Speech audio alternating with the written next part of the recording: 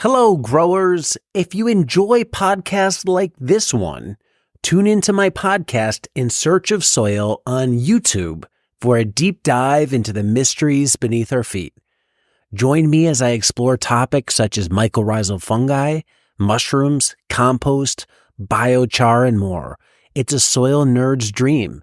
We're going deep. We're talking to scientists about all things soil related. Whether you're a seasoned farmer or a gardener just starting out, our podcast has something for everyone. Listen in and grow with us. Check out In Search of Soil on YouTube. What is the role of Trichoderma in the soil microbiome? There are several. It's a very diverse species.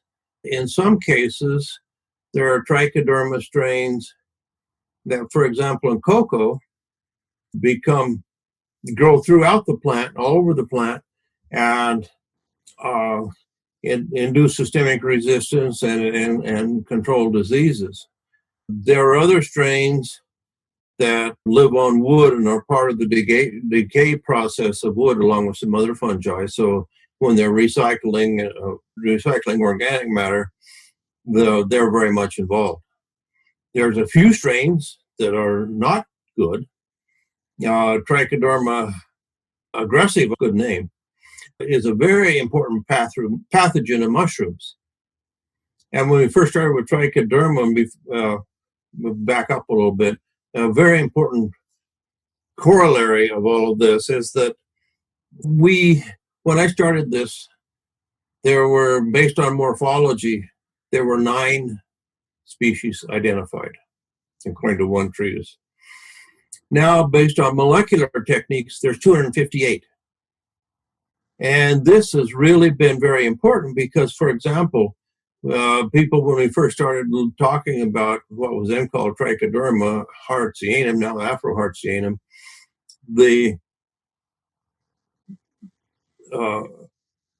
it was not known to be distinct from the mushroom pathogens, but with the new taxonomy, that was able to distinguish those. There are other strains of Trichoderma that, especially in the division Longibrachiata, that produce trichothecene toxins, and those are bad guys. Yeah, but that's restricted to that one group. So with taxonomy, we can restrict and we can find the bad actors as opposed to the ones that are providing useful characteristics. So if we go back to those disease-suppressing soils that you saw, yes, can you make the assumption then that those had high levels of the strains that would be beneficial to agricultural crops just naturally occurring in them? Yes. In one case, I had a colleague who wanted to control Phytophthora on apples, and we looked for strains that would work. And the only place we could find any were in a suppressive a soil was suppressive to an organism called Aphanomyces, which causes pea root rot. And they used to be there. There's an old literature says that they were there. But when we went and sampled fields in the Genesee River Valley, they weren't there. And the disease wasn't there.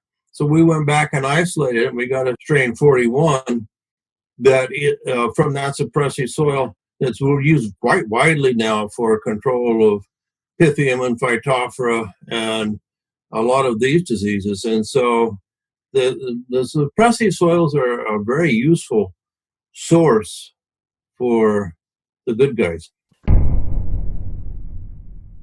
Today's episode is brought to you by Modern Grower, a proud retailer of the Sumi Soaker system.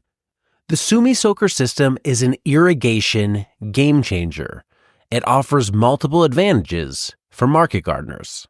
Even gentle watering without dry spots common with wobblers. The system is lightweight and portable, so you can use it with quick rotation crops. It's low maintenance with no parts to break or clog. It's versatile. You can use it for direct seeding, transplants, and cover crops. And it's very cost effective compared to overhead options. And maybe one of its best and most unique features is it can put down water in a rectangular pattern, which is very different than rotating sprinklers that leave circular patterns, often with dry corners and overwatered centers. If you want to learn more about the Sumi Soaker system, use the link below or visit us at shop.moderngrower.co.